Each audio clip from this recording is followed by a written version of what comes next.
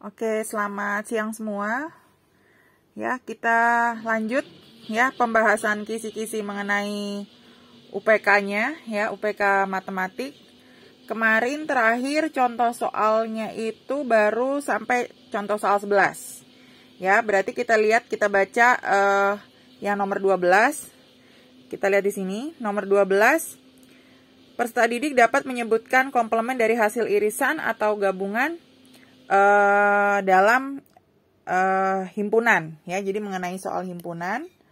Nah, berarti kita lihat ya, kita cek di contoh soalnya ya, nomor 12. Nah, himpunan tuh biasanya soalnya seperti ini dari apa namanya, tryout ya. Kita lihat ada dari 150 siswa kelas 9 SMP. Pokoknya kalau ada soal himpunan ini, langkah pertama itu kalian buat kotaknya dulu. Ya, buat kotak semestanya dulu. Ya. Nah, terus kita lihat di sini ada sepak bola, ada basket, terus ada yang suka keduanya, irisan. Berarti kita gambarnya itu lingkaran seperti ini, terus ada lingkarannya lagi. Nah, yang di tengah yang kalian isi itu adalah yang suka keduanya ya, yang suka keduanya. Berarti kita isi di tengah itu dengan tulisan 60. Nih ya. Nah, 60. Itu berarti suka keduanya. Terus berarti kita tandain yang ini suka sepak bola nih. Sepak bola yang pertama lingkarannya. Terus yang kedua basket. Ya. Berarti kalau yang suka sepak bola ada 90, tapi irisannya yang di tengah ya, suka dua-duanya ada 60, berarti yang suka sepak bola aja caranya tinggal dikurang aja. 90 kurang 60. Berarti di sini ada 30. Sedangkan yang suka basket juga sama. Ya, yang suka basket kan totalnya 87. Nah, yang suka dua-duanya ada 60, berarti tinggal 87 kurang 60 sama dengan 27. Nah, kita tulis di sini 27. Ya. Terus yang tadi itu adalah komplement ya. Komplement itu berarti yang tidak suka keduanya gitu ya. Nah, kita lihat di sini jumlah total siswanya 150. Kita hitung dulu yang ada di lingkaran ini nih, totalnya berapa? Tinggal ditambah dulu, 30 tambah 60 tambah 27. Berapa tuh? Coba kalian hitung tuh. 30 tambah 60 tambah 27 berapa?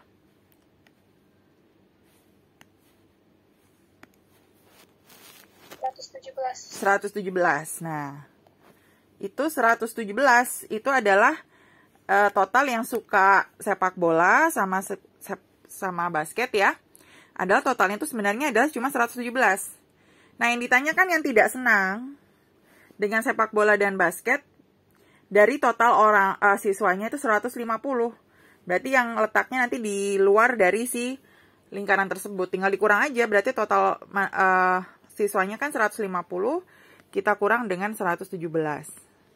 Ya, berarti 10 kurang 7, 3, 4 kurang 1, 3. Berarti yang nggak suka atau komplement dari yang suka sepak bola dan basket adalah 33. Ntar ada kan jawabannya yang 33. Nah, jawabannya yang A. Gitu. Ya, ini mengenai himpunan. Sampai di sini ada yang mau ditanya nggak? Kalau nggak ada, kita lanjut ya ke poin soal yang selanjutnya. Soal UN yang nomor 13. Sekarang kita lihat soalnya nomor 13. Kita lihat di sini, peserta didik dapat menganalisa jumlah keseluruhan dari soal cerita yang diberikan ya mengenai operasi 2 himpunan. Nah, kita lihat nomor 13.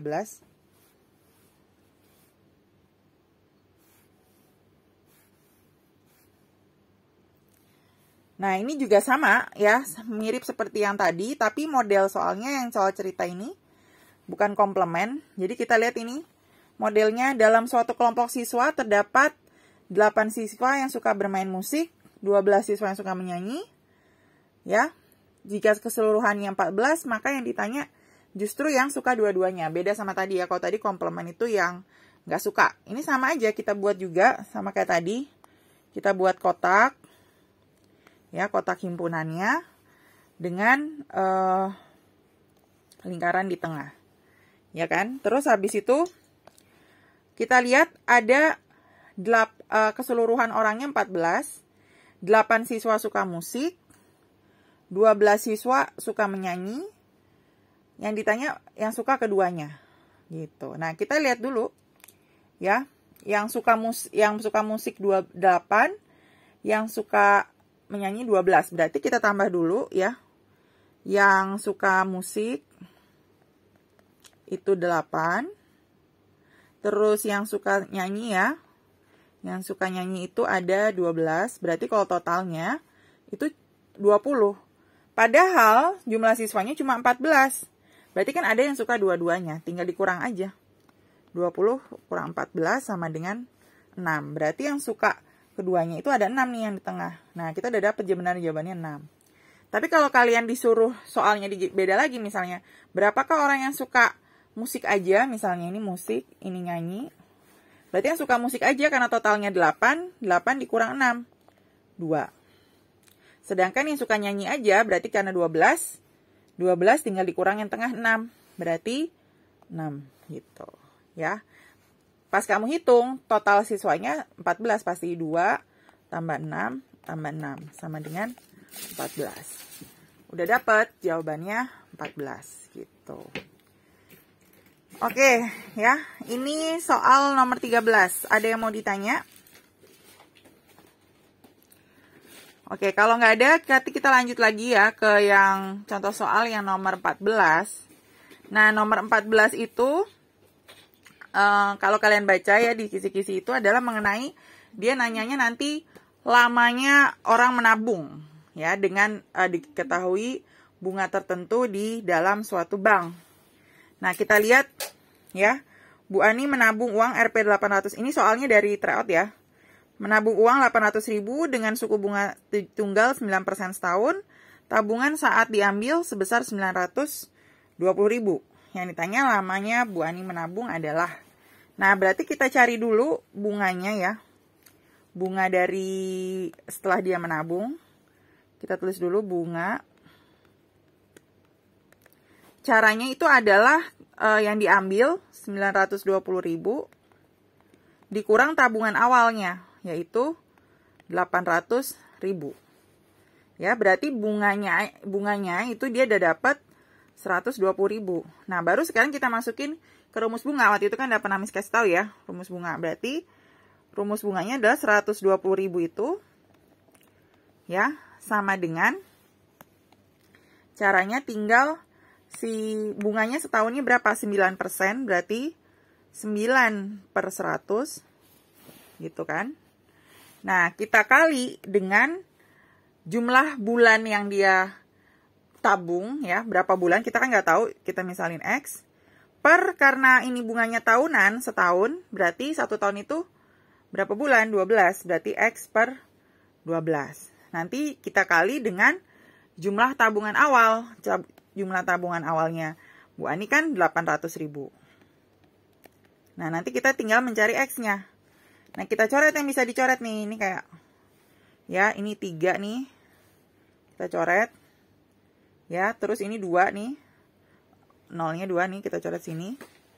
Ya, biar sedikit. Nah, baru kita kali silang. Berarti 120 dikali 12 sama dengan 9 kali X dikali 8. Gitu ya. Nah, berarti X-nya sama dengan 120 kali 12 per 9 kali 8. Nah, kita tinggal coret yang bisa dicoret. Kayak 12 sama 8 dibagi ya. 12 bisa dibagi 4, 3. 8 bagi 4, 2. Ya, terus 9 sama 3 bisa dicoret. Ini masih 3. Berarti 120 dibagi 6. Ya kan? Sama dengan 20. Udah dapet tuh. Berarti lama Bu Ani menabung adalah 20 bulan. Nah, ini sekaligus menjawab yang soal tryout itu. Ya, jadi jawabannya 20 bulan. Diingat rumusnya ya, waktu itu pernah Miss kasih juga. Oke, sampai di sini nomor 14 pembahasan. Ada yang mau ditanya nggak? Kalau nggak ada, kita lanjut ya. Nah, kita lanjut ya. Coba lihat dulu kisi-kisinya. Oke, kisi-kisinya kemarin udah sampai 14, berarti kita lanjut ke nomor 15. Ya, ini. Ya, kita bisa dibaca di situ. 15 itu peserta didik dapat menghitung hasil dari diskon bruto, tara, atau neto. Ya, nah itu kita Miss nggak tahu soalnya bisa tentang bruto, tara, neto atau bisa juga mengenai harga diskon. Nah, kita lihat di contoh soal ini.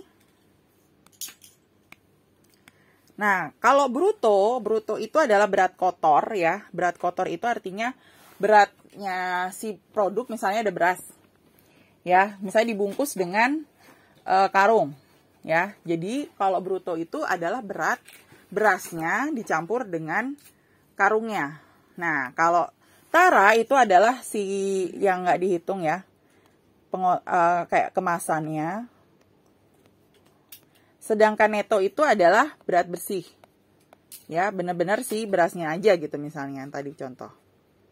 Nah, contoh soalnya kayak gini seperti ini. Di soal kita lihat, seorang pedagang membeli satu keranjang mangga dengan harga 250.000. Pada keranjang tersebut tertulis brutonya 51 kilo dan taranya 1 kilo.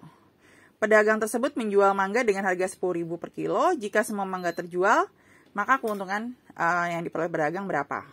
Nah, yang dijual tentu saja kalau ke pelanggan ya atau pembeli itu pasti cuma netonya aja, berat bersihnya aja. Ya, jadi si yang taranya nggak ikut. Berarti kita di sini cari dulu netonya. Cara mengerjakan ya. Jadi kita cari dulu netonya. Adalah tinggal brutonya. Kan dibalik ya. Jadi bruto dikurang dengan taranya. Berarti 51 kilo dikurang dengan 1 kilo. Jadi netonya itu cuma 50 kilo yang bisa dia jual. Karena tara itu nggak bisa dijual ya. Yang bisa dijual itu cuma netonya atau berat bersih. Nah, dia jual semua mangga itu dengan harga 10.000 per kilo. Berarti kita lihat dulu ya penjualan dia. Karena 10.000 per kilo, kita tinggal kali yang netonya tadi itu adalah 50. Kita kali dengan 10.000. Ternyata hasilnya kan 500.000. Ya, penjualannya itu 500.000. Yang ditanya itu bukan penjualan, yang ditanya itu untung dari si pedagang. Nah, kalau keuntungan, caranya itu adalah penjualan dikurang harga belinya. Ya, dia belinya di awalnya berapa? Nah, penjualannya itu 500.000 dikurang dengan dia beli harganya semuanya, pokoknya totalnya 250.000. Berarti berapa total keuntungannya tuh? 500.000 kurang 250.000. Berapa?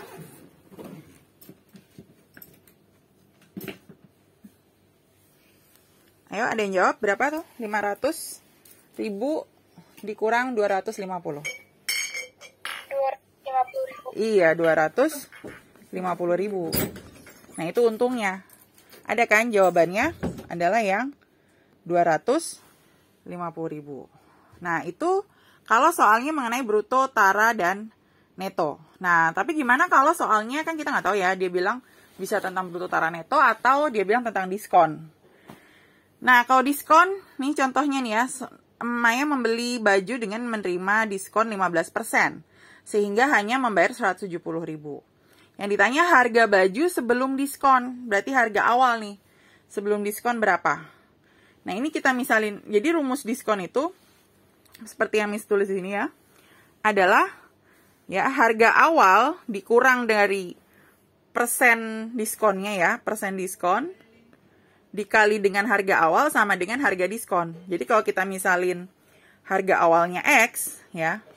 Berarti X dikurang 15% dikali dengan X sama dengan harga diskon. Nah, harga diskonnya setelah didiskon tuh kan dia bilang dia bayarnya 170.000. Sama dengan 170.000.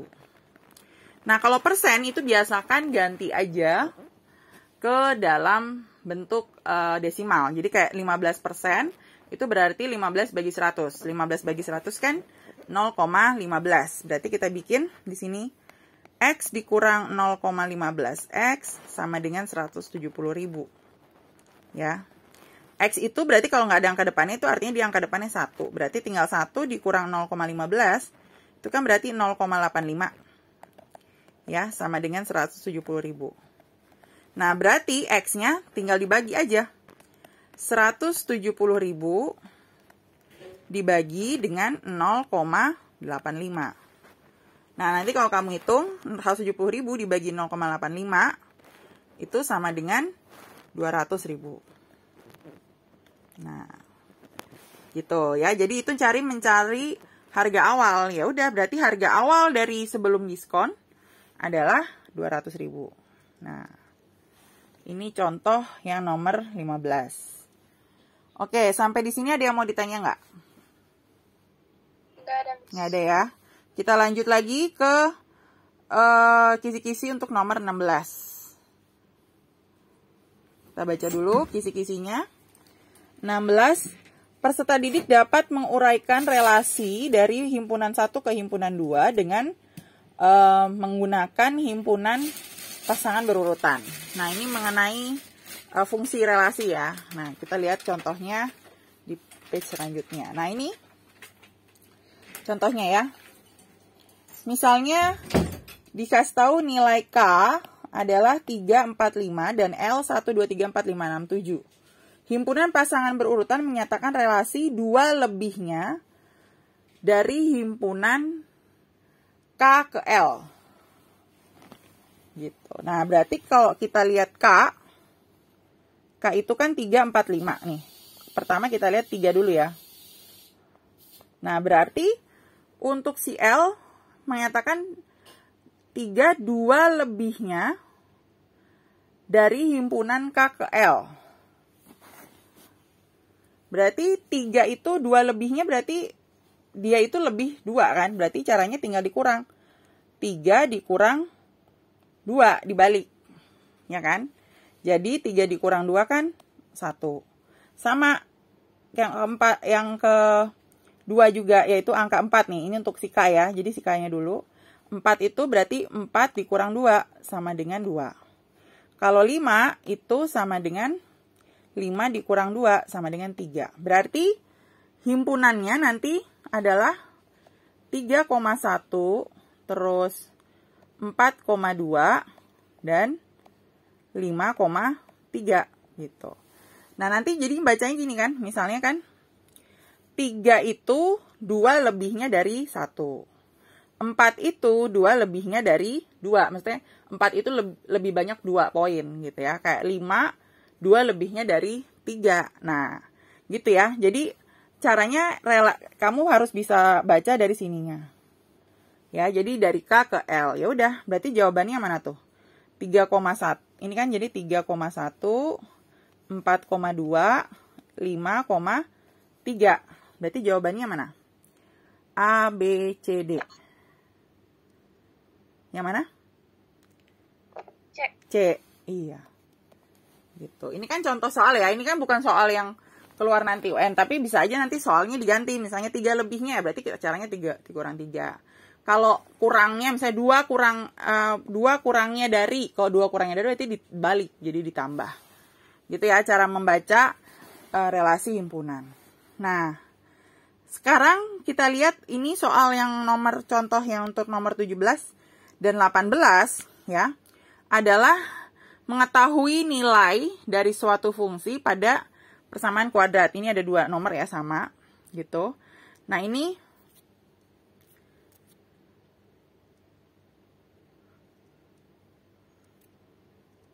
sebentar. Oke, nah jadi ini tuh tinggal dimasukin aja. Misalnya ini persamaan kuadrat nih. 3x kuadrat min 2x plus 2. Dimasukin aja angkanya. Misalnya ini angkanya yang dimasukin adalah angka min 2. Tinggal dimasukin ke dalam sini. Ke dalam si fx-nya. Kalau ini tulisannya dalam kurung min 2, tinggal masukin ke sini. Jadi caranya 3 ya dikali min 2 kuadrat. Terus dikurang 2 kali min 2, terus ditambah 2. Tinggal dihitung aja. Semuanya dimasukin ke dalam substitusi ke dalam X. Berarti tinggal dihitung aja. Ini yang dihitung adalah yang tanda kurung dulu ya. Jadi 3 dikali min 2 kuadrat berarti dikali 4. Nah ini min ketemu min jadinya plus. 2 kali 2 4. Terus ditambah 2. Berarti tinggal dihitung. 12 tambah 6. Berarti 18. Gitu. Ada nggak 18? Ada. Gitu ya. Itu cara pengerjaannya untuk soal yang nomor 17 dan 18. Ada yang mau ditanya nggak sampai di sini? Nggak ada, Miss. Nggak ada. Coba kita lihat lagi ya kisi-kisi untuk nomor selanjutnya di tabel. Oh itu udah habis, berarti lanjut ke sini. Nah, kita lihat soal nomor 19. Ya, soal nomor 19 ada peserta didik dapat menentukan persamaan garis pada bidang kartesius. Nah, itu ada yang kemarin tuh yang pas lagi di tryout. Soalnya seperti ini. Ya, disuruh mencari mana grafik kartesiusnya untuk persamaan garis 3x min 2y plus 6 sama dengan 0. Gitu. Nah, ini tinggal dihitung. Ya, tinggal dihitung berarti 3x min 2y plus 6 sama dengan 0. Tinggal kita hitung. Cara menghitungnya untuk mengetahui manakah diagram kartesius yang benar adalah gini. Jadi kalau misalnya ini ada tulisan 3x min 2y plus 6 sama dengan 0. Kamu cari pada saat x-nya 0, y-nya berapa? Caranya tinggal dimasukin aja ke dalam si persamaan itu. Berarti 3 kali 0 ditambah 2y plus 6 sama dengan 0 kan? 3 kali 0 kan 0. Berarti 2y plus 6 sama dengan 0. Berarti 2y sama dengan 6-nya pindah ke kanan jadi min 6. Berarti y-nya itu min 3. Gitu. Nah terus selanjutnya setelah x sama dengan 0 masukin lagi pada saat y-nya sama dengan 0. Masukin pada saat y-nya sama dengan 0. Masukin lagi ke sini. Berarti 3x ya. Min 2y berarti min 2 kali 0. Berarti min 0 ditambah 6 sama dengan 0. Berarti 3x plus 6 sama dengan 0. Berarti 3x sama dengan ya. Oh, sorry ini salah. Bukan plus 2y tapi min 2y. Nah, ini min, berarti y-nya bukan min 3 tapi plus 3 karena min 6 bagi min 2 ya. Jadinya positif. Nah, ini 3x sama dengan min 6, berarti x-nya min 6 bagi 3 yaitu min 2. Gitu. Min 6 bagi 3 sama dengan min 2. Berarti dapatnya x-nya itu di sumbu x adalah min 2, sedangkan di sumbu y adalah 3. Kita cari sumbu x-nya itu min 2. Berarti ini salah ya, karena sumbu x-nya di sini ini min 3, berarti ini salah. X-nya min 2, ini x-nya benar. Terus y-nya 3. Kita lihat ternyata di sumbu y benar 3. Nah, berarti langsung jawabannya berarti yang nomor B. Gitu. Ya. Oke, sampai di sini ada yang mau ditanya? Nggak ada. Berarti kita lanjut ke selanjutnya ya. Ke soal selanjutnya. Nomor 20. Peserta didik dapat menentukan pasangan titik koordinasi pada persamaan garis lurus. Nah, ini masih persamaan garis lurus juga. Tapi dibalik yang ditanya itu koordinatnya.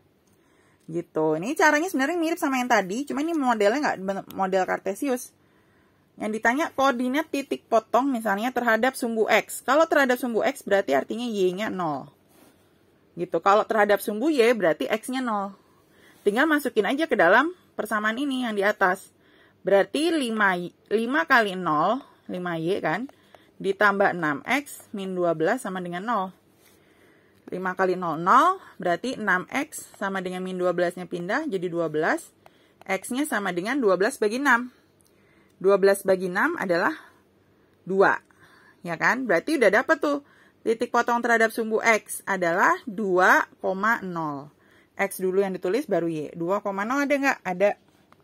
Yaitu yang D. Gitu. Oke, yang nomor 20 ada pertanyaan. Kalau nggak ada kita lanjut lagi. Ya, satu nomor lagi yaitu nomor 21. Nah, nomor 21 ini dibilang menentukan sudut dari gambar ya. Nah, ini ada contoh soalnya di tryout kemarin. Ya, yang ditanya nilai dari Z adalah berapa? Gitu. Nah, sekarang kita lihat dulu, berarti ini harus cari satu-satu dulu. Jadi kalau persamaan garis seperti ini ya, kalau ada yang tanda panah atas sama tanda bawah, berarti yang berseberangan seperti ini sudutnya, yang X plus 30 dengan 4X itu nilainya sama. Berarti kita tulis bukan nilainya sama, tapi ini tambah ini adalah 180. Ya, kalau berseberangan seperti itu berarti 4X terus ditambah X plus 30 itu adalah 180. Berarti kalau ini 5X, 4X tambah X kan 5X, tambah 30 sama dengan 180. Berarti 5X-nya sama dengan 180 kurang 30. Berarti 5X sama dengan 150. X-nya berarti sama dengan 30. Berarti X-nya udah dapat 30 nih. Berarti sudut yang ini adalah 30 tambah 30. Berarti sudut yang ini adalah 60 derajat. Gitu, ya. Nah, yang belum dapat lagi adalah nah, kalau di sini 60 derajat, berarti di sini caranya 4 dikali 30 karena X-nya 30. Berarti ini 120. Ya kan? Berarti kalau ini 120 yang di sini juga udah dapat caranya. Kalau sudut yang untuk garis yang lurus totalnya ada 180. Berarti 180 kurang 120 ini adalah juga 60. Nah, berarti kita selanjutnya bisa dapat Y-nya. Berarti Y plus 20 tambah Y tambah 60 di dalam segitiga totalnya adalah 180. Berarti kita tulis Y plus 20 ditambah Y lagi, terus ditambah 60 itu yang sini ya. Itu totalnya 180.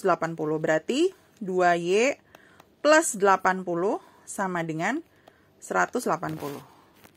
Ya, berarti 2Y sama dengan 180 kurang 2. 180 kurang 80 yaitu berarti 100. Berarti Y-nya adalah 50 derajat. Nah, nanti tinggal mencari Z-nya. Berarti Z ditambah Y ditambah yang ini kan 60 derajat. Karena X-nya 30 adalah totalnya pasti 180 karena sudut pelurus. Berarti Z tambah 50 tambah 60 ya sama dengan 180. Nah, berarti nanti Z-nya sama dengan 180 kurang 110. Ya, yaitu 70. 110-nya dari mana? Dari 50 tambah 60. Ya udah. Berarti bentar.